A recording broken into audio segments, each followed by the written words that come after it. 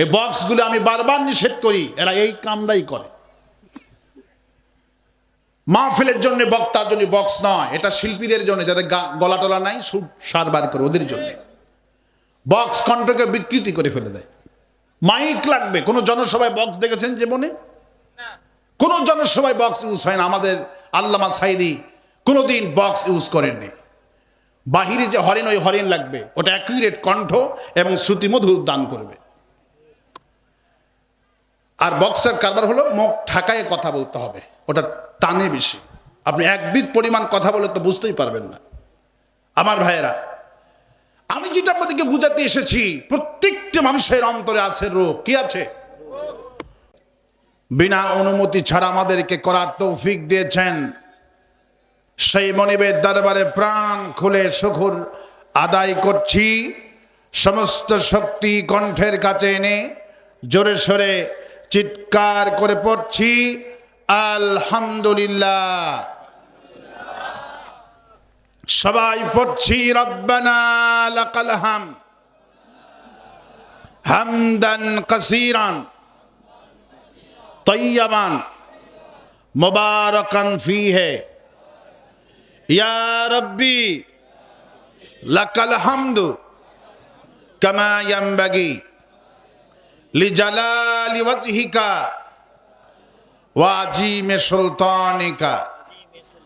আল্লাহুম্মা আতি নাফসি তাকওয়াহা আনতা ওলিউহা ওয়া মাওলাহা ওয়া খায়রা মান যাক্কাহা। লাখো কোটি দরুদ সালাম মানবতার মহান শিক্ষক সৈয়দুল মুরসালিন রাহমাতুল লিল আলামিন বিশ্ব নবী বিশ্ব নেতা জনাব মুহাম্মদ রাসূলুল্লাহ সাল্লাল্লাহু আলাইহি সাল্লাম। আজকের এই মাহফিলের সম্মানিত সভাপতি জনাব আলহাজ ডক্টর মোহাম্মদ আব্দুল বারী MBBS পরিচালক, ভবানীগঞ্জ ক্লিনিক। আল্লাহ পাক সভাপতি সাহেবের হায়াতের মধ্যে বারাকা দান করে দিন। আল্লাহ পাক তাকে এই ভবানীগঞ্জের খেদমত করার তৌফিক দান করে দিন। ওনার ক্লিনিককে আল্লাহ কবুল করুন।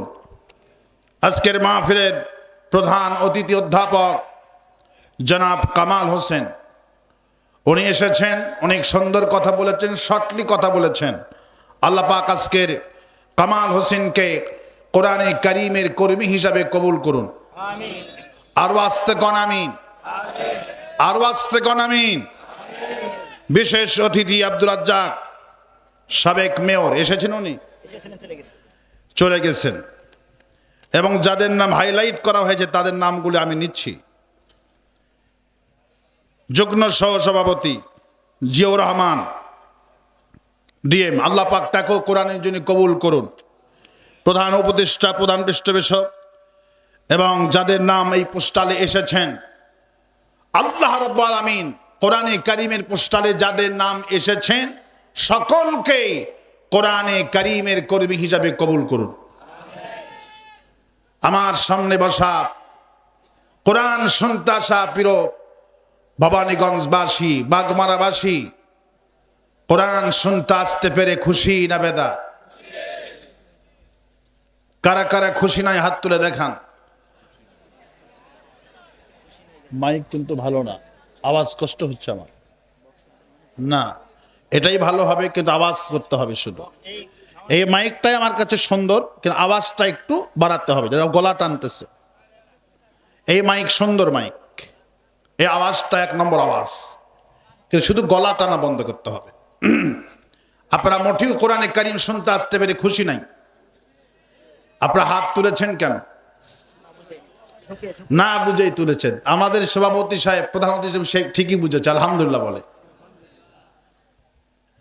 আপনারা যারা না বুঝে তুলেছেন, আল্লাহ পাক আপনাদেরকে ওটা নেবেন না। আল্লাহ পাক নেবেন অন্তরেরটা। আল্লাহ কোনটা নেবেন বলে? আল্লাহ পাক নেবেন অন্তরেরটা। বাহিরের জিনিস দেখে জান্নাত জাহান্নামের কোনো হিসাব হবে না। যদি শুধু বাহিরের সুন্নত দেখেই জান্নাত হতো, আমি বলি রবি ঠাকুরের যে সুন্নতের কারবার, পা থেকে নিয়ে মাথা পর্যন্ত এই ব্যবহার, এই উপর জিনিস দেখেই তো ফার্স্ট ক্লাস জান্নাত পাওয়ার কথা। কিন্তু রবি ঠাকুর কি জান্নাত পাবে? মাথায় টুপি, মুখে দাড়ি, গায়ে জুব্বা, দেখে মনে হবে জামাত ইসলামের আমির, 3 চিল্লা দিয়েছে, ঠিক কি না?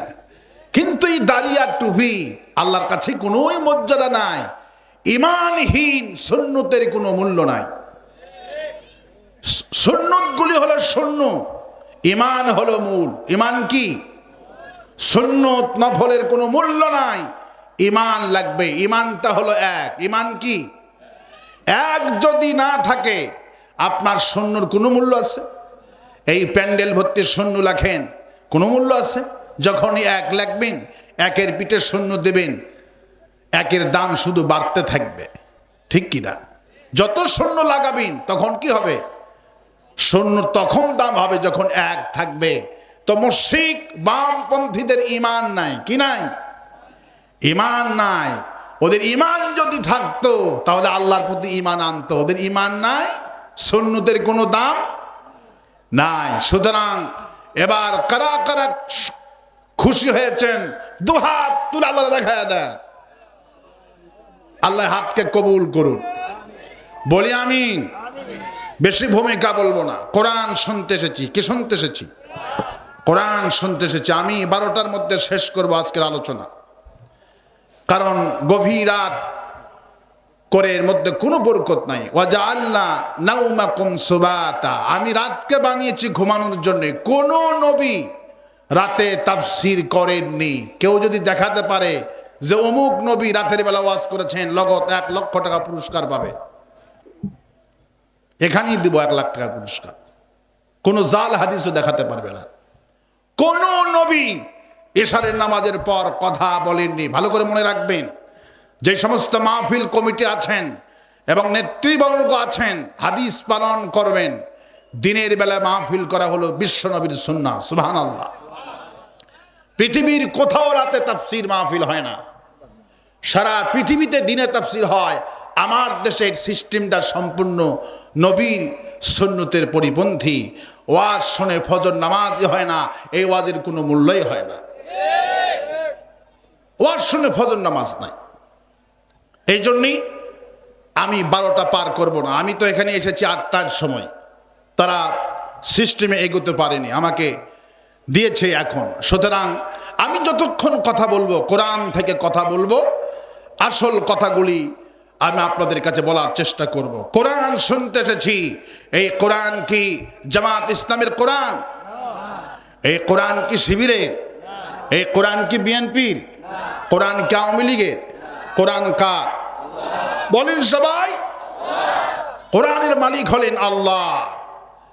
আল্লাহ পাক কি শুধু আমাদের একক আল্লাহ, না সকলের আল্লাহ? এই মাইক একটু আওয়াজ দাও না, গলা টানতেছে কেন বোঝো না?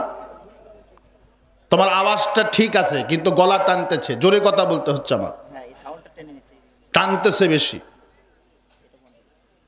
আমার ভাইরা, এই কোরআন সবার। কোরআনটা কার বলি? কোরআন হলেন সকলের। আল্লাহ পাক হলেন সকলের। নবী কি শুধু কোন দলের? না, নবী সব দলের। এই জন্য বিশ্বকবি, কবি সম্রাট আল্লামা ইকবাল বললেন, हर में पाक भी अल्लाह भी कुरान भी एक, हर में पाक भी अल्लाह भी कुरान भी एक, कुसबुरी बद्धी जुते जो मुसलमान भी एक। हे मुसलमान, তোমরা সকলেই তো বলো আল্লাহ আমাদের একটা, কোরআন আমাদের একটা, নবী আমাদের একটা। আল্লাহ যদি এক হয়, কোরআন যদি এক হয়, ঘোষণা করো আমাদের দলও হবে একটা। সেই দলের নাম কি? সেই দলের নাম হলো ইসলাম। কিন্তু বর্তমানে ইসলামী দল হলো 80টি। তাবলীগ জামাতে 2 গ্রুপ, কওমি আলেমদের মধ্যে 21 গ্রুপ। কয় গ্রুপ? 21 গ্রুপ। মামুনুল হকের এক দল, মুফতি আমিনীর এক দল, মুফতি ইজহারের এক দল, খেলাফত, ইসলামী ঐক্যজোট, তাবলিগ, চরমনায়, এইরকম করে 21টা দলের নাম দেখলাম। অথচ আল্লাহ এক, কোরআন এক, নবী এক, দলও হবে একটা। দল কয়টা হবে? সেই দলের নাম কি? সেই দলের নাম হলো ইসলাম। আল্লাহ পাক যতগুলি লোক এসেছেন সবাইকে ইসলামের কর্মী বানায় দিক, কোরআন কারীমের কর্মী বানায় দিক। আর আসতে বলি আমি আজকে একটা জিনিস প্রশ্ন করব, উত্তর দিতে পারলে দেন, না দিতে পারলে আমি নিজেই আপনাদের প্রশ্নের উত্তর দিয়ে তাফসীর শুরু করব। আপনারা কেন তাফসীর শুনতে এসেছেন? কেন এসেছেন বলেন, মঞ্চের থেকেও বলেন, ভেতর থেকেও। শুনতে এসেছেন মূল কারণটা কি? এসেছেন কেন? কেন এসেছেন? ঈমান মজবুত করার জন্য। এক একজন এক এক কথা বলেছে। সওয়াবের জন্য আসছে, কেউ বলছে আচ্ছা, কিন্তু আসল কথা আল্লাহ বলবে। আসল কথা কে বলবে? জীবনে তো অনেক তাফসীর জীবনে শুনেছেন। আর আমাদের প্রধান অতিথি, ওনার মনের কামনা, মানুষ কেন হিদায়েত হচ্ছে না এই ব্যাপারে কথা বলতে বলেছে। আমি সবার মনের খোরাক আল্লাহ পাকের কোরআনে কারীম থেকে দেওয়ার চেষ্টা করছি। ওমা তৌফিকি ইল্লা বিল্লাহ। আপনারা কোরআন শুনতে এসেছেন একটা মাত্র কারণ, সে কারণ হলো আমি যেদিন থেকে বড় বছর হয়েছি, কিরামান কাতিবিন এসেছে, সেখান থেকে যতক্ষণ পর্যন্ত আমলনামাগুলি লেখা হয়েছে, আমাদের পাপ করতে করতে আমাদের অন্তরের মধ্যে রোগ হয়েছে। কি হয়েছে বলেন তো? অন্তরের মধ্যে রোগ সৃষ্টি হয়েছে। সেই রোগের চিকিৎসা আল্লাহ পাক কোরআনে কারীম নাজিল করেছে। আল্লাহু আকবার। সুতরাং এই কোরআন হলো অন্তরের ওষুধ। সুবহানাল্লাহ। আপনি যেই রোগের কারণে জান্নাতি হবেন এবং জাহান্নামী হবেন, আর এই প্রত্যেকটি মানুষের অন্তরে যে রোগ আছে সেই রোগের শফা হিসাবে আল্লাহ পাক এই কোরআন নাজিল করছে। আসুন আমাদের অন্তরটাকে কোরআন কারীম দিয়ে আজকে সুস্থ করি বলে আমি আল্লাহ পাক এইভাবে আলোচনা করছেন। আমার সাথে পড়েন, ফি কুলুবিহিম মারাদুন ফাযাদাহুমুল্লাহু মারাদা ওয়ালাহুম আযাবুন আলীমুম বিমা কানু ইয়াকযিবুন ওয়া ইযা কিলা লাহুম লা তুফসিদু ফিল আরদ قالوا إنما نحن مصلحون ألا إنهم هم المفسدون ولكن لا يشعرون। আল্লাহ পাক বলছেন, বান্দারে, ফি কুলুবিহিম মারাদুন, তোমার অন্তরের মধ্যখানে, তোমার অন্তরে রোগ সৃষ্টি হয়ে গেছে। যেই রোগের কারণে তুমি জান্নাতি হতে পারো, জাহান্নামী হতে পারো। কারণ মারাদুন, অন্তরটা অসুস্থ হয়ে গেছে। এই অন্তর যদি সুস্থ না করতে পারেন, আপনার জায়গা হবে জাহান্নাম। জায়গাটা কোথায় হবে? এই জন্য আল্লাহ পাক বলছেন, বান্দারে, তোমার এই অন্তরটা সুস্থ করতে হলে পৃথিবীর কোনো জনসভায় গেলে এই রোগীর চিকিৎসা মিলবে না। কোন নাটক পড়লে, নাটক দেখলে রোগ ভালো হবে না। সিনেমা দেখলে রোগ ভালো হবে না।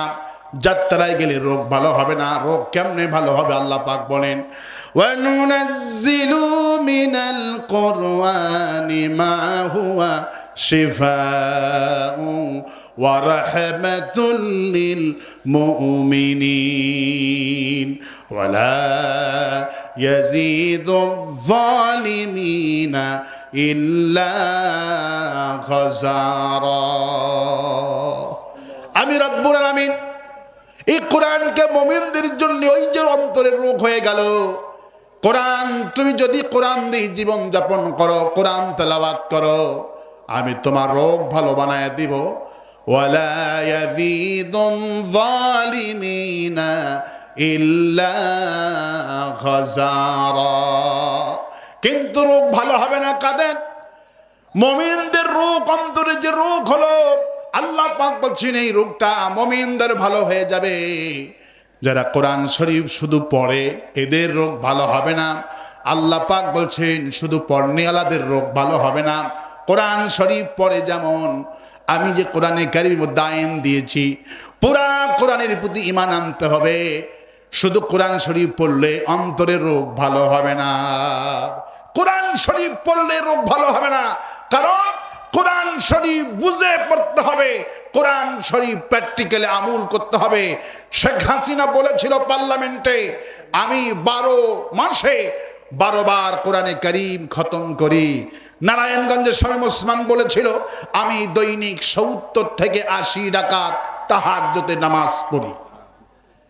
এই কথা সত্য না মিথ্যা? তাহলে 12 মাসে 12 বার কোরআন শরীফ খতম করলো হাসিনা। কোরআন শরীফ তো তারা ইতিমধ্যে তেলাওয়াত করত।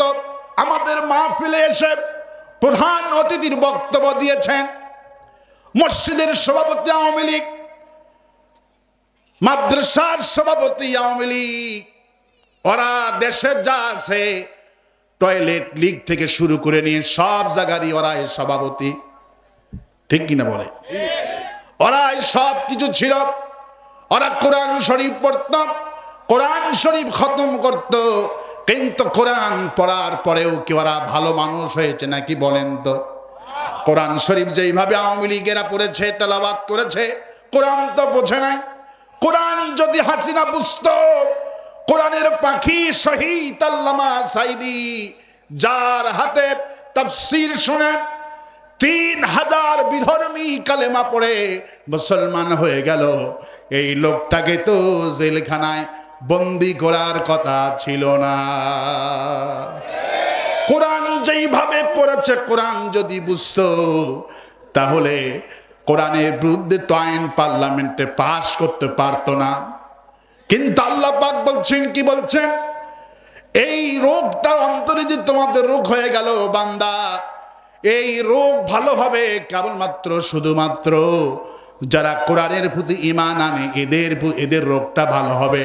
যতগুলি লোক আজকে এসেছেন মাহফিল শুনতে, বুকে হাত দিয়ে বলতে যদি পারেন, শপথ যদি করতে পারেন রব্বুল আলামিন কোরআন আমি শুনব এবং কোরআন দিয়ে জীবন যাপন করব, এই ওয়াদা যদি করতে পারেন, অন্তরের রোগটা ভালো হয়ে যাবে। শুধু কোরআন শরীফ খতম করলে রোগ ভালো হবে না। রাসূল করিম সাল্লাল্লাহু আলাইহি সাল্লাম যখন কোরআন কারীমের দাওয়াত দিচ্ছিলেন, তখন মক্কার কাফেররা, মুনাফিকেরা রাসূল করিম সাল্লাল্লাহু আলাইহি সাল্লামের কাছে এসে কোরআন শরীফ খতমের কাহিনী শোনাচ্ছিল। রাসূল, আমার স্ত্রী কোরআন শরীফ খতম করেছে, আমার সন্তান কোরআন শরীফ খতম করেছে, আমিও কোরআন শরীফ খতম করেছি। আমাদের মসজিদে যেমন জুমার দিনে ইমামদের কাছে এই সব বলে দোয়া চাওয়া হয়, সেই যুগেও রাসূলুল্লাহর কাছে এইভাবে লোকেরা কোরআন শরীফ খতম করে রাসূলের কাছে দোয়া চাইতেন। কিন্তু আল্লাহ পাক দেখলেন এই লোকগুলি শুধু কোরআনে কারীম খতম করছে, কিন্তু কোরআনে কারীমের আইন সমাজে প্রতিষ্ঠা হোক তারা চায় না। আল্লাহ পাক এই সমস্ত খতমকারীর ব্যাপারে আয়াত নাজিল করে দিলেন। আল্লাহ পাক ওই খতমকারীর ব্যাপারে বলছেন, বলেন বিমা উনজিলা ইলাইকা ওয়া মা উনজিলা মিন ক্বাবলিক। হে নবী, এদেরকে বলেন কোরআন শরীফ খতম করার আগে তোমাদের অন্তরে যে রোগ হয়ে গেছে পাপের কারণে, এই রোগ যদি ভালো করতে চাও তাহলে এই কোরআনের প্রতি ঈমান আনতে হবে। অধিকাংশ মানুষগুলি কোরআন পড়ে কিন্তু কোরআনের প্রতি ঈমান আনে না। মাহফিলে অতিথি যায়, মাহফিলে অতিথি থাকে, টাকা দান করে, বাপের নামে মসজিদ বানায়, মায়ের নামে মাদ্রাসা বানায়, মাহফিলে অতিথি থেকে জনগণকে দেখায় আমি কোরআনের অতিথি, কিন্তু প্রকৃতপক্ষে আল্লাহ পাক বলছেন হাবিব এদেরকে বলেন সবাই, বিমা উনজিলা ইলাইকা ওয়া মা উনজিলা মিন ক্বাবলিক, আমি যে তোমার প্রতি কোরআন শরীফটা নাজিল করলাম, এই কোরআনের প্রতি এই লোকদেরকে ঈমান আনতে বলেন, কারণ এই সব লোকগুলি আল্লাহর প্রতি ঈমান আনছে, নবীর প্রতি ঈমান আনছে।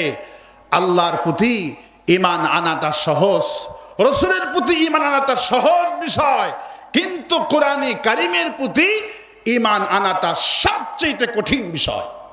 ভালো করে বোঝার চেষ্টা করুন। আজকে ঈমানটাকে সাফ করে নিয়ে যান। আল্লাহর প্রশংসা করলে কেউ মারবে না, রাসূলের দরুদের ফজিলতের কথা যদি রাত দিন 24 ঘন্টা মসজিদে বয়ান করেন, কেউ মামলা দিবে না। কোরআন শরীফ তেলাওয়াত করবেন, সুর দিয়ে কারীদের নামে মামলা হয় না, হাফেজদের নামে মামলা হয় না, মামলা হয় আল্লাহ বলছেন আমি যে কোরআন শরীফ নাজিল করেছি, কোরআনের শাসন যখনই চাবেন তখনই মামলা হবে। আল্লাহর কথা বললে কেউ মামলা দিবে না। রাত দিন 24 ঘন্টা বিশ্ব ইজতেমার মাঠে জিকির হচ্ছে, পুলিশের আইজিরা, সেনাবাহিনীর প্রধানগুলি গিয়া দোয়াতে শামিল হয়, কোনোদিন মামলা হয় না। কারণ ওখানে আল্লাহর কথা হয়। কার কথা হয়?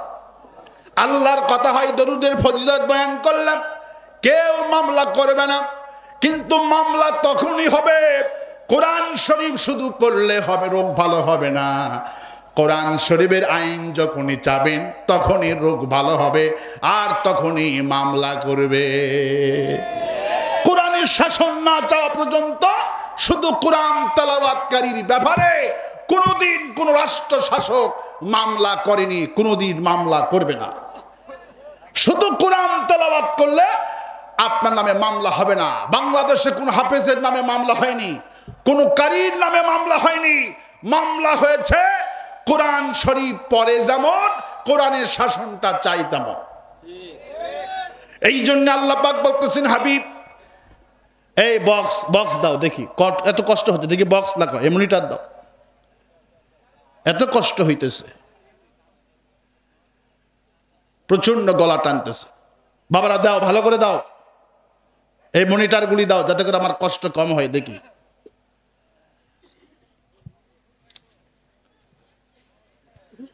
আমার ভাইয়েরা,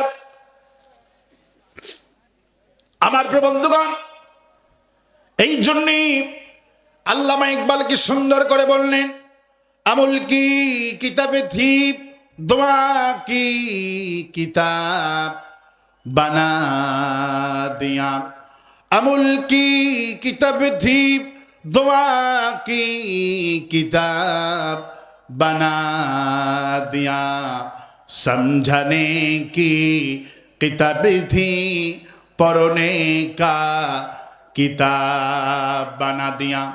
যেই কোরআনটা আসছিল চুরি করলে হাত কাটা লাগবে, যেই কোরআনটা আসছিল রাষ্ট্র পরিচালনা করার জন্য, আমলের জন্য, কিন্তু সেই কোরআন শরীফকে মূর্খের গোষ্ঠীরা মৃত্যুর পরে খতমের কিতাব বানিয়েছে। এই কোরআনটা খতমের কিতাব নয়, কোরআনটা হলো আইনের কিতাব। কিসের কিতাব বলেন? আল্লাহ পাক বলছেন বান্দারে লক্ষ্য করো, ফি কুলুবিহিম মারাদুন, তোমাদের অন্তরে রোগ আছে, এই রোগ নিয়ে যদি কবরে যাও জায়গা হবে জাহান্নাম। তুমি যদি ক্যান্সার আক্রান্ত হয়ে মরে যাও তোমার জায়গাটা জাহান্নাম হবে না।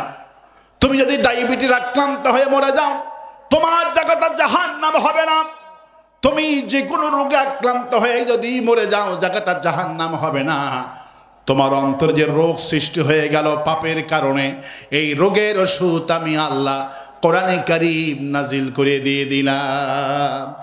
আয়াতুহু জাদাতুহুম ঈমানাও ওয়া আলা রাব্বিহিম ইয়াতাওয়াক্কালুন।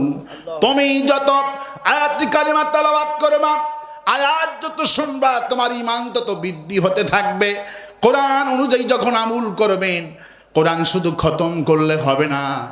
কোরআন তো হলো একটা থিওরি মাত্র। থিওরি দিয়ে কোনোদিন অন্তরের রোগ ভালো হবে না। কোরআন শরীফটা প্র্যাকটিক্যালে আনতে হবে। কোরআন শরীফ থিওরি, যেমন থিওরি কি জিনিস?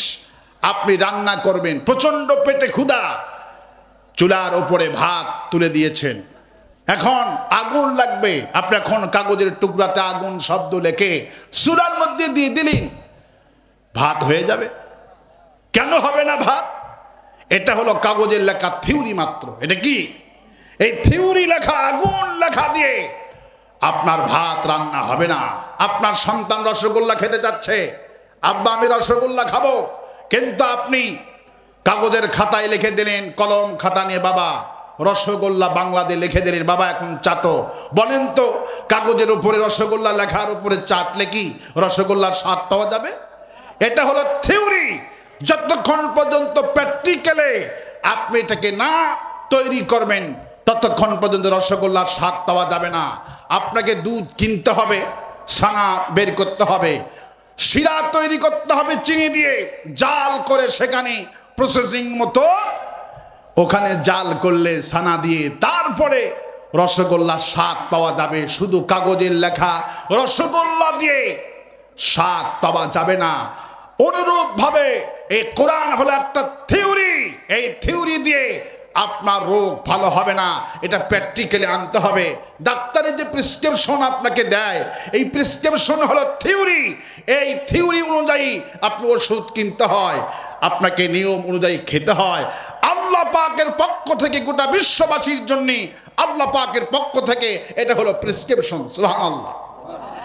এই প্রেসক্রিপশন যদি আপনি কোরআন শরীফ ভিজে ভিজে খান, রোগ ভালো হবে না। রোগ তখনই ভালো হবে প্র্যাকটিক্যালে আমল করতে হবে।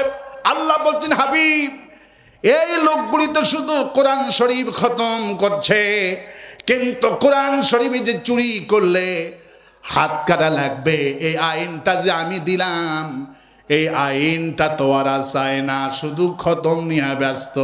চুরি করলে হাত কাটা লাগবে, আইনটা কে দিয়েছে? চুরি করলে আওয়াজ বাড়াতে বলেন, একদম গলা নষ্ট হয়ে গেল আমার। এই আওয়াজটা বাড়া, গলাটা নেই কেন বোঝো না? প্রচন্ড গলা টানতেছে, মানে আমি যদি কথা আসতে বলি আপনারা শুনতে পারবেন না।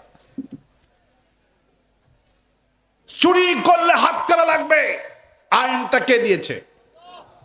চুরি করলে হাত কাটা আইনটা আল্লাহ দিয়েছেন, কিন্তু আপনি চুরি করা আইনটা আল্লাহ চাইলেন না, শুধু কোরআন শরীফটা খতম নিয়ে পড়ে আছেন। আল্লাহ পাক বলেন, হাবিবদেরকে বলেন, বিমা উনজিলা ইলাইকা ওয়া মা উনজিলা মিন ক্বাবলি। আল্লাহর প্রতি ঈমান আগে এই কোরআনের প্রতি ঈমান আনতে বলো, কারণ কোরআন শরীফ দিয়ে চুরি করলে হাত কাটা আইনটা চালু হোক একটা বারের জন্যই চায় না। রাসূলুল্লাহ বলছেন, যারা হাত কাটা আইন যারা চাবে না, চুরি করলে হাত কাটা আইনটা যে আমি দিলাম, কিন্তু আমার আইনটা তারা মানল না। কোরআন দিয়ে নামাজ পড়লো, কোরআন দিয়ে হজ করলো, কোরআন দিয়ে যাকাতটা দিল, কোরআন দিয়ে নফল পড়লো, ফরজ পড়লো, কোরআন দিয়ে তারাবি পড়লো। উনি তারাবির দারুণ ভক্ত, খতম তারাবি পড়ে। নেতাজি খতম তারাবি ছাড়া ওনার ঘুম আসে না, এই জন্য দুটি হাফেজকে উনি নিয়োগ দিলেন। দুটি হাফেজকে দিয়ে উনি খতম তারাবি পড়তেছে। ইমাম সাহেব যখন বদর আসে, রমজান মাস, উনি যখন বদর সম্পর্কে আলোচনা করে, তখন ইমাম সাহেবের প্রতি চোখ গরম করে, কিসের জিহাদের আলোচনা করছো? চাকরি নষ্ট করে দেয়। যার জীবনে বদর নাই তার জীবনে কদর নাই। কিন্তু আজকে বদর বাদ দে কদর তালাশ করছে। কোনদিন বদর বাদ দে কদর কপালে হবে। এই জন্য আল্লাহ রাব্বুল আলামিন বলছেন, নবী, গোটা বিশ্ববাসীর যে রোগটা হয়েছে অন্তরে, মারাদন অসুস্থ অন্তরটা হয়ে গেছে, এই রোগের ওষুধ আমি আল্লাহ রাব্বুল আলামিন কোরআন শরীফ নাজিল করে দিয়েছি। ওয়ালাকাদ আতাইনাকা سبعا من المثاني والقرآن العظيم আমি যে আপনাকে কোরআন দিলাম 30 পারা কোরআন দিলাম আর স্পেশালি আপনার জন্য সূরা ফাতিহা দান করেছি এটা হলো সমস্ত রোগের প্রতিষেধক কোন সুবহানাল্লাহ আর আস্তে কোন সুবহানাল্লাহ আল্লাহ পাক বলছেন কোরআন খতম করার আগে তোমরা কোরআন নিয়ে গবেষণা করো আফালা ইয়াতাদাব্বারুনাল কুরআনা আম আলা কুলুবিন আকফালুহা কোরআন নিয়ে গবেষণা যারা করবে না এদের রোগ ভালো হবে না কোরআন নিয়ে গবেষণা করতে আল্লাহ পাক বলেছেন কোরআন যেই দলে গবেষণা হয় এই দলকে আন্তর্জাতিকভাবে টার্গেট করে শুধু কোরআন খতমকারী দলকে আন্তর্জাতিকভাবে টার্গেট করে না আমেরিকা আজকে উন্নতি হচ্ছে কারণ কি তারা কোরআন শরীফকে গবেষণা করে গোটা বিশ্ব তারা টেকনোলজিতে জ্ঞানের দিক থেকে আমেরিকা হলেন সর্বশ্রেষ্ঠ জ্ঞানী এই জন্য গোটা বিশ্ব মাতবর হচ্ছেন আমেরিকা কারণ আমেরিকাতে কোরআন গবেষণা হয় ইয়াসিন ওয়াল কোরআনিল হাকিম এই কোরআন হলো বিজ্ঞানময় কোরআন কিন্তু এই বিজ্ঞানময় কোরআনকে আমরা ভিক্ষার কোরআন বানিয়েছি কোরআন খতম নিয়ে ব্যস্ত আছি কোরআন খতম দিয়ে আপনার রোগ ভালো হবে না কোরআন গবেষণা করতে হবে যেই দল কোরআন গবেষণার কাজে নিযুক্ত গতকালকে পেকুয়াতে তাফসীর মাহফিল হয়ে গেল আজহারী সাহেবের প্রায় 15 লক্ষ মানুষ হয়েছে পত্রিকায় দেখেছেন মিডিয়ায় খবর হয়েছে রাষ্ট্র সরকার আওয়ামী লীগ সরকার 15 লক্ষ মানুষ এর আগে আজহারী সাহেবের মাহফিল হয়েছেন 10 লক্ষ লোক হয়েছেন 10 লক্ষ মানুষ তাবলীগ জামাতে 20 লক্ষ মানুষ এই 20 লক্ষ মানুষকে রাষ্ট্র ভয় পায় না রাষ্ট্র ভয় পায় যেই দল 10 জন রিস্কাওয়ালাকে নিয়ে কোরআন গবেষণা নিযুক্ত হয় ঢাকাতে 10 জন রিস্কাওয়ালা জামাত ইসলামীর সাপোর্টিং হওয়ার কারণে সমর্থন হওয়ার কারণে 10 জন রিস্কাওয়ালাকে পুলিশ গ্রেফতার করে নিয়ে যায় কারণ 10 জন রিস্কাওয়ালা কোরআন বুঝে পড়ে আফালা ইয়াতাদাব্বারুনাল কোরআন কোরআন গবেষণা করে 10 জন রিস্কাওয়ালা 10 জন রিস্কাওয়ালাকে পুলিশ যে ভয় পায় রাষ্ট্র যে ভয় পায় 20 লক্ষ মানুষের সমাগমকে রাষ্ট্র ভয় পায় না কারণ রিস্কাওয়ালা কোরআন বুঝতেছে কোরআন গবেষণা করতেছে সেই দলে তিনি করবি কোরআন গবেষণা হচ্ছে যে কোরআন শুধু তেলাওয়াতের জন্য আসেনি কিন্তু আজকে আমরা কোরআন গবেষণা বাদ দিয়ে শুধু কোরআন খতম নিয়ে ব্যস্ত কোরআন খতম নিয়ে ব্যস্ত খতম তারাবি প্রত্যেকটা মানুষ পড়তেছে কিন্তু কোরআন শরীফ গবেষণা নিয়ে মাথা ব্যথা নাই এই রাষ্ট্র ভালো হবে কিভাবে চোর চুরি করলে এই আইনটা যা আল্লাহ দিয়েছেন আল্লাহর আইন কোরআন শরীফ খতম করছে আর চুরি করলে হাত কাটা লাগবে এই আইনটা যেই দল চাইলো সেই দলকে নিষিদ্ধ করে দিল নিজেরা কোরআন শরীফ খতম করছে নিজেরা কোরআনের মাহফিলে যে প্রধান অতিথি বক্তব্য দিচ্ছে আর জামাত ইসলামী নেতাদেরকে কোরআনের শাসন চাওয়ার অপরাধে আমার সাইদি রহমাতুল্লাহ আলাইহিকে 13টা বছর জেলখানায় পুড়িয়েছে সাইদি রহমাতুল্লাহ অপরাধটা কি উনি কোরআন পড়েছে যেমন কোরআনের শাসনটা চেয়েছে তেমন আপনি কোরআন তেলাওয়াত করলে রোগ ভালো হবে না কোরআনের শাসনটা চাইতে হবে আল্লাহ পাক এই জন্য বলছেন ওয়ালা ইয়াজিদুল যালিমিনা ইল্লা খাসারা এই জালেমদের রোগ ভালো হবে না যারা কোরআন শরীফ তেলাওয়াত করে জুলুম করে কোরআনের শাসন যারা চায় এদেরকে ফাঁসি দিয়ে মারে এই দলটাকে ব্যান করলো ফাইন্নাজ যুলমা যুলমাতু ইয়াউমাল কিয়ামাহ ক্বালা রাসূলুল্লাহি সাল্লাল্লাহু আলাইহি সাল্লাম নবীজি বলেন জুলুম হলো অন্ধকার যারাই জুলুম করবে এই জালিমদের কপালে অন্তরে যে রোগ হয়েছে এই জুলুমবাজদের রোগ ভালো হবে না জুলুমবাজদের জালিমদের রোগ ভালো হবে না আওয়ামী লীগ ছিল জালিম, ক্ষমতায় আসার পর থেকেই 16 বছর জুলুম করেছে। এমনকি 5ই আগস্টে মানুষ মেরেছে 200-300-র মতো। ওই দিনও পুলিশকে দিয়ে গণহত্যা চালিয়েছে। ফাইন্না জুলমা জুলমাতু ইয়াউমাল কিয়ামাহ। আওয়ামী লীগের কোরআন তেলাওয়াতের কোনো কমতি ছিল না।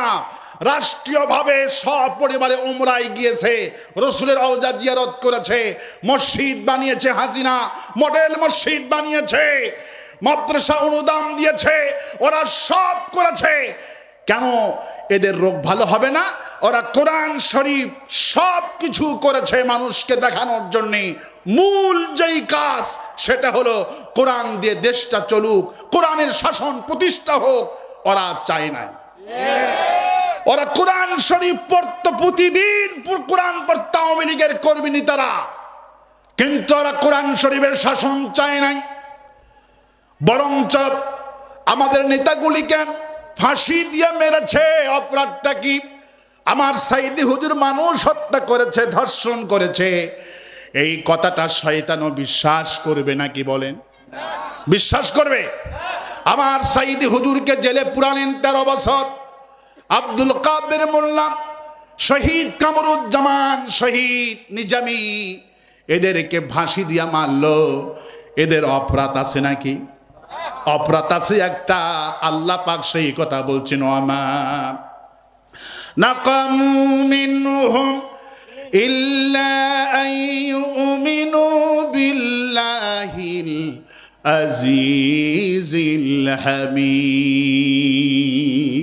এই মুসলমানদের অপরাধটা কি? ওমা নাকামু মিনহুম, এই মুমিনগুলি আমার আইন চায়, আমার দল করে, আমার প্রতি ঈমান আনছে, এই জন্যে এদের মারে।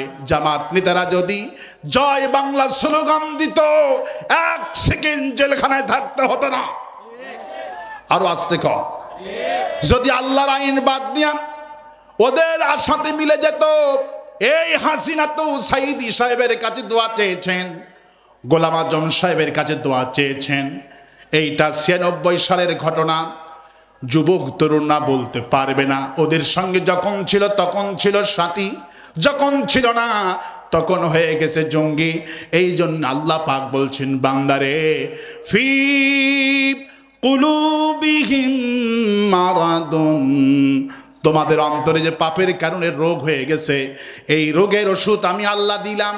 কিন্তু তুমি যদি কোরআনটা মানো, আমার প্রেসক্রিপশন সূরা ফাতিহা থেকে নিয়ে নাস পর্যন্ত এটা আমার অর্ডার, এটা আমার প্রেসক্রিপশন, আমার হুকুম মতো যদি তুমি দুনিয়াতে পালন করতে পারো, তোমার রোগটা ভালো হয়ে যাবে। আর যদি কোরআন তেলাওয়াত করার পরে ওয়ালা ইয়াজিদুয যালিমিনা ইল্লা খাসারা, জুলুমবাজ ছিল আওয়ামী লীগ। কোরআন শরীফের তাফসীর মাহফিলে অতিথি, মসজিদের সভাপতি, মাদ্রাসার সভাপতি, আর শুধু বলতো কোন ইমাম কোন হুজুর জামাত ইসলামী করে, এদের লিস্ট করো, এদের নামে মামলা হবে। মাথায় টুপি দিয়ে কোরআন তেলাওয়াত করতে করতে মামলা লেখে। আল্লাহ পাক বলে, এই ধরনের কোরআন পাঠকদের জন্য জাহান্নাম। এরা হলো মুনাফিক। এরা কি? আওয়ামী লীগ কাফের নয়, আওয়ামী লীগ ইহুদি ছিল না, খ্রিস্টান ছিল না, তারা ছিল মুনাফিক। এরা কি ছিল? আওয়ামী লীগ ছিল মুনাফিক। আর মুনাফিকের শাস্তি ইহুদি খ্রিস্টানের চাইতে সর্বনিম্ন হবে। আসফালি মিনান নার বলা হয়েছে, জাহান্নামের নিম্ন স্তরে দেওয়া হবে ওদের। ওদের মাথায় টুপি থাকবে।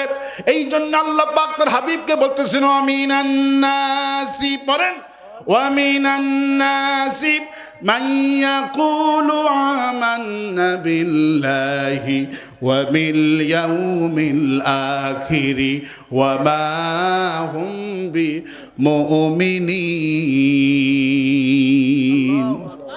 মানুষের মধ্যে কিছু লোক আছে, রাসূল মাথায় টুপি লাগাবে, এরা হজ করবে, যাকাত দিবে, বলবে আল্লাহর প্রতি আমরা ঈমান আনছি, রাসূলের প্রতি ঈমান আনছি। আল্লাহ কয় মা হুম বিমুমিনিন, এরা মুমিন না, এরা হলো বাটপার।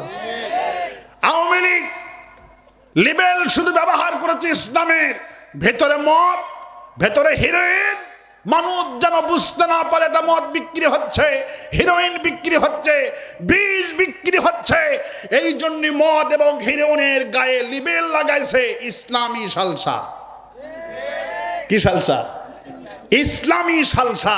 মানুষ যাতে করে ইসলাম উপরে বুঝে ওদেরকে সন্দেহ করতে না পারে, ভেতরে বীজ বিক্রি করেছে, উপরে লাগাইছে ইসলামী সালসা। ইসলাম শব্দ ব্যবহার করে ওরা মুনাফিকি করে ক্ষমতায় গিয়েছে। কোরআন শরীফের পাঠ দেখে, তাসবির পাঠ দেখে, মাথায় পট্টির অভিনয় দেখে ক্ষমতায় গিয়েছিল। কিন্তু বিপরীত দেখলাম, কোরআনের শাসন যারা চায়, আল্লাহর আইন যারা চায়, তাদেরকে 1 তারিখে নিষিদ্ধ করে দিল। আওয়ামী লীগের পতনের মূল কারণ রাসূল 1400 বছর আগে বলছেন, قال رسول الله সাল্লাল্লাহু আলাইহি সাল্লাম, ইন্নাল্লাহা ইয়ারফাউ বিহাদাল কিতাব।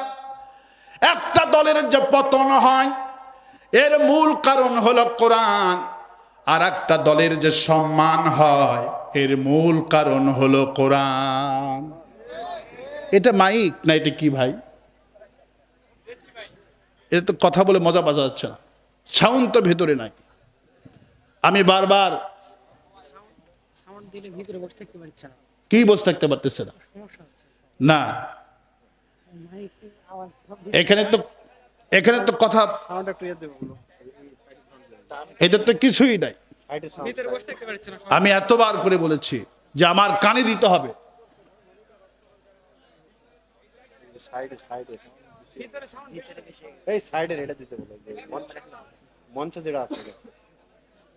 এই মনিটরে আওয়াজ দাও,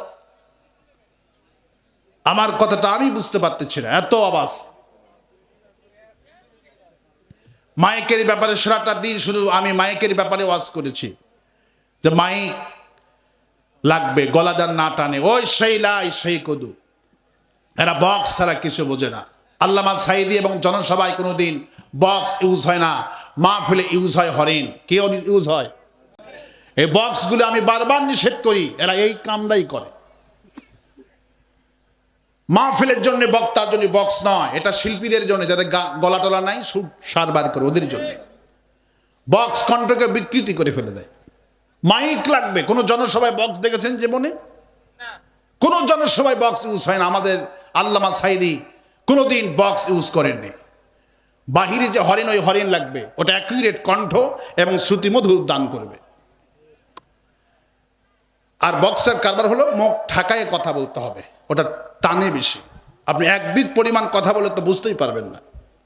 আমার ভাইয়েরা, আমি যেটা আপনাদেরকে বুঝাতে এসেছি, প্রত্যেকটি মানুষের অন্তরে আছে রোগ। কি আছে? রোগ আছে। এই রোগের ওষুধের নাম কি? কোরআন। এখন বলেন তো, কোরআন শুধু তেলাওয়াত করলে রোগ ভালো হবে না, প্র্যাকটিক্যালি আমল করতে হবে? প্র্যাকটিক্যালি আমল করতে হবে। কাগজের লেখা রসগোল্লা খেলে যেমন পেট ভরবে না, স্বাদ লাগবে না, ঠিক কাগজের লেখা আগুন দিলেই যেমন রান্না বান্না হবে না, তেমনি কাগজের লেখা কোরআন শরীফ তেলাওয়াত করলে রোগ ভালো হবে না। এটা প্র্যাকটিক্যালি আমল করে আল্লাহর সন্তুষ্ট অর্জন করতে হবে। আমার ভাইরা, আওয়ামী লীগের পতনের মূল কারণ হলো কোরআনে কারীম। قال رسول الله صلى الله عليه وسلم إن الله يرفع بهذا الكتاب। একটা জাতির যে পতন হয় মূল কারণ হলো কোরআন, আর একটা জাতির যে সম্মান হয়, মর্যাদা হয়, মূল কারণ হলো কোরআনে কারীম। قال رسول الله صلى الله عليه وسلم خيركم من تعلم القرآن وعلمه। রাসূলুল্লাহ 1400 বছর আগে বললেন, একজন ব্যক্তির সম্মান ওই ব্যক্তি পৃথিবীর শ্রেষ্ঠ ব্যক্তি হয়ে যায় যে কোরআন শরীফ পড়ে আর কোরআন শরীফ শিখায়। এর মর্যাদা আল্লাহর কাছে অনেক গুণ বেশি। সুবহানাল্লাহ। কিন্তু 16 বছর কোরআনে হাফেজদের কোনো মর্যাদা ছিল না। কোরআন যারা শেখে এদের দাম নাই, শুধু দাম মুক্তিযোদ্ধাদের। ঠিক কিনা বলে? দাম হলো মুক্তিযোদ্ধা। বয়স 40 বছর, সে হলো মুক্তিযোদ্ধার কমান্ডার। ঠিক কিনা? এত বড় বাটপারি করছে। 16 বছর শুধু একটা ওষুধ এই জাতিকে খাওয়াইছে, সেই ওষুধটা হলো মুক্তিযুদ্ধের চেতনা। কিন্তু মুক্তিযুদ্ধের চেতনা 16 বছর ধরে হাজার হাজার কোটি টাকা খরচ করে জাতিকে যেই ওষুধটা খাওয়ালো হাসিনা 2024 সালে, সেই ওষুধ, সেই বড়ি এই জাতি, এই দামাল ছেলেরা বমি করে ফালায় দিয়েছে। তুমি কে, আমি কে? আল্লাহু আকবার বলবেন না? যেই ওষুধ 12 বছর 16 বছর খাওয়ালো, কিন্তু কোন ওষুধ কাজে লাগলো না এই জাতির কাছে। এই জাতিরা কোরআন বুঝেছে, কোন সুবহানাল্লাহ। এই জন্য আল্লাহ পাক বলছেন ইন্নাল্লাহা ইয়ারফাউ, রাসূলুল্লাহ বলছেন ইন্নাল্লাহা ইয়ারফাউ বিহাদাল কিতাব। একটা দলের যে পতন হয় মূল কারণ কোরআন, আর একটা দলের সুনাম হয়, আর একটা ব্যক্তির মর্যাদা বাড়ে কোরআনের জন্য বাড়ে। ওই যে মমতাজের কনসার্ট হলো, সারা দেশেই কনসার্ট হয়েছে। মমতাজের কাছে কোনোদিন কোন শিল্পপতি, কোটিপতি, এমপি, মন্ত্রী এই কথা বলেনি, মমতাজ তোমার গানের গলা অনেক সুন্দর, আমার আব্বা মারা গেছে, এই নাও 5 লক্ষ টাকা দান করলাম, আর একটা গান মেরে দোয়া করে দিও। মমতাজের কাছে কেউ দোয়া চাইছে? কেউ দোয়া চাবে না। কারণ মমতাজের গানের গলা যত সুন্দর হোক, রিস্কাওয়ালা জানে 1 টাকা দিয়ে আমার বাপের জন্য দোয়া চাবো না, কারণ এই বাটপারের দোয়া আমার বাপের কবরে যাবে না। আমাদের কাছে কোরআন আছে বলে রাজাকার আমাদেরকে বলেছে আওয়ামী লীগ, আবার দোয়াও চেয়েছে আমাদের কাছে। 4,60,000 মসজিদ বাংলাদেশে আছে। এই 4 লক্ষ মসজিদের 3 লক্ষ ইমাম মসজিদ জামাত ইসলামী, আর 1.5 লাখ চরমনাই এবং কওমি। 3 লক্ষের বেশি জামাতের সমর্থিত ইমাম মসজিদ। আওয়ামী লীগের মন্ত্রী, পুলিশ, র্যাব বিপদে যখন পড়তো দোয়া চাইতো মসজিদের ইমামের কাছে। জানে এই মসজিদের ইমাম জামাত ইসলামী করে, মামুনুল হক করে, তারপরেও জানে দোয়া যদি কবুল হয় আলেমদের দোয়া কবুল হবে, কারণ আলেমদের কাছে কোরআন আছে। আল্লাহু আকবার। যার কাছে কোরআন আছে, ইন্নাল্লাযী লাইসা ফি জাওফিহি শাইউম মিনাল কোরআনি কাল বাইতিল খরিব। নবীজি বললেন যার কাছে কোরআন নাই, যার অন্তরে কোরআন নাই, তার অন্তরটা হলো সারা বাড়ির মতো, বিরান বাড়ির মতো। আর যার কাছে কোরআন আছে ওর কাছে দুনিয়ার সবই আছে। এই জন্য কোরআন শুধু তেলাওয়াত করলে ফি কুলুবিহিম মারাদুন, আল্লাহ বলছেন বান্দারে তোমার অন্তরে যে রোগ হয়ে গেল পাপের কারণে, এই রোগটা ভালো হবে তুমি যদি কোরআনটা বুঝে বুঝে পড়ো। কোরআন যারা বোঝে না, আজ কোরআন শরীফ তেলাওয়াত হচ্ছে প্রতিদিন, তাফসীর মাহফিল হচ্ছে, কিন্তু তাফসীর মাহফিল জাতি তো কোরআন বুঝতেছে না।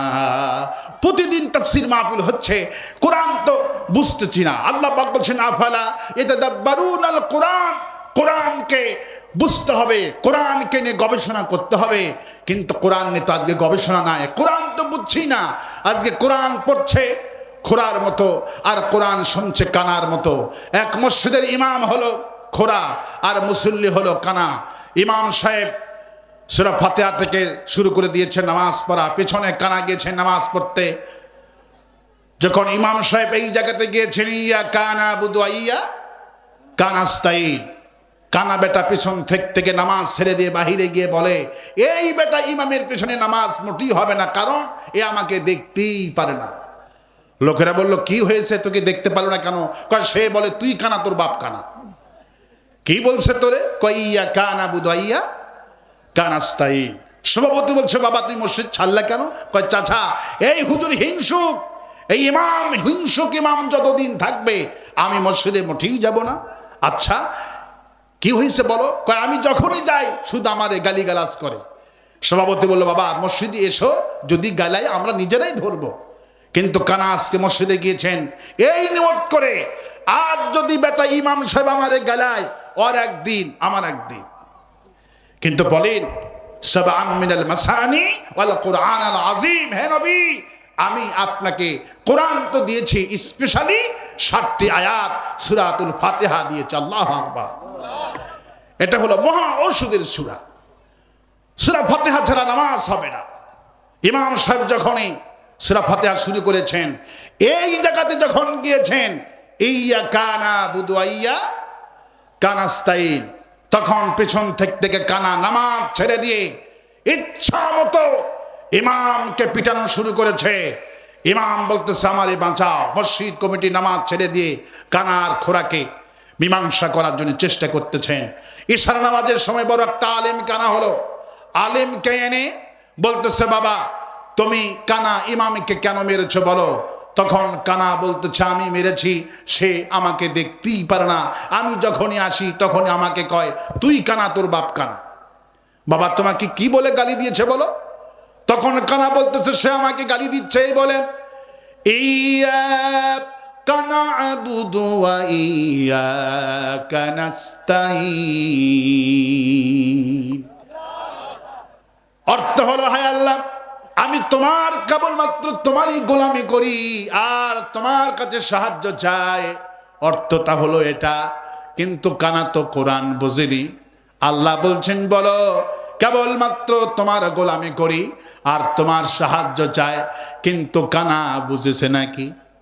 কানা বুঝেনি। কানা মনে করছে তুই কানা, তোর বাপ কানা। ইমামকে জিজ্ঞেস করছে ইমাম তুমি কেন গালিগালাজ করছো বলো। ইমাম তখন বলতেছে আমার কি দোষ, আল্লাহ নিজেই কানাকে দেখতে পারে না। আচ্ছা বলি এই বেটা ইমাম কি নিজে কোরআন বুঝছে? যেই বেটা ইমাম সেও বুঝে নাই। যেই কানাটা কোরআন শুনতে গেছি কানাটাও কোরআন শোনে নাই, বোঝে নাই। আজকে আমার দেশের অবস্থা হলো তাই। আওয়ামী লীগ কোরআন পড়েছে যেইভাবে, কোরআন যদি বুঝতো কোরআনের তাফসীর কারক এক সেকেন্ডের জন্য জেলখানায় থাকতো না। হিন্দু সাইদি হুজুরকে চিনতে পারলেন, খ্রিস্টান চিনতে পারলেন, ইহুদি চিনতে পারলেন। কাবার ইমাম যার জন্যে কাবার দরজা খুলে দিত, যার সম্মানের জন্যে। মদিনায় গেলে মদিনার ইমাম কপালে চুমা খেত। এত সম্মান আল্লাহ তাকে দিয়েছিলেন।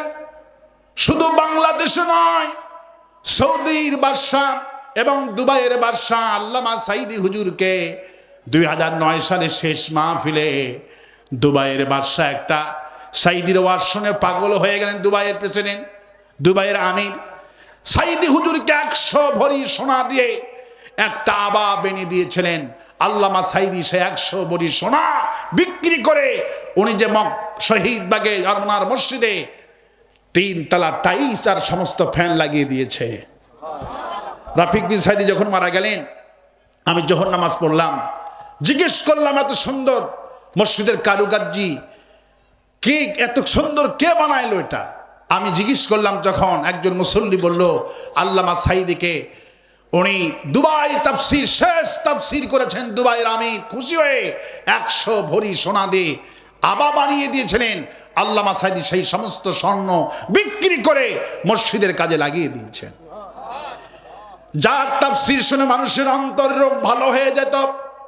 আল্লামা সাইদি ছিলেন অন্তরের ডাক্তার, কলবের ডাক্তার, যিনি যার তাফসীর শুনে আল্লাহ পাকের প্রেসক্রিপশন মোতাবেক যখন উনি বয়ান করত, ওনার তাফসীরে চট্টগ্রামে শেষ দিনে জীবনের শেষ মাহফিলে 64 জন কালেমা পড়ে মুসলমান হলো। কোনদিন মিস গেল না। 3 দিন 3 জন 4 জন 10 জন 20 জন শেষ বছরে হুজুরের হাতে 64 জন কালেমা পড়ে মুসলমান হলো। কারণ সাইদি হুজুর এই জাতিকে একটা ওয়াজ করেছেন ফি কুলুবিহিম মারাদুন। আল্লাহ বলেছেন বান্দারে তোমাদের অন্তরে রোগ হয়ে গেছে আর এই রোগের ওষুধ আমি আল্লাহ কোরআন দিয়ে দিলাম।